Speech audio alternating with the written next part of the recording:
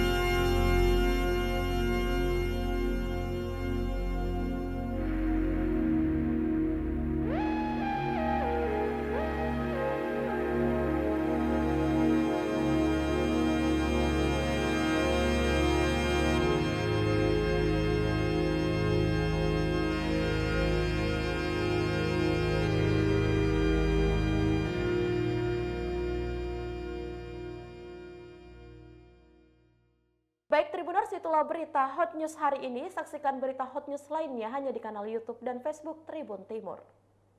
Terima kasih sudah nonton. Jangan lupa like, subscribe, dan share ya.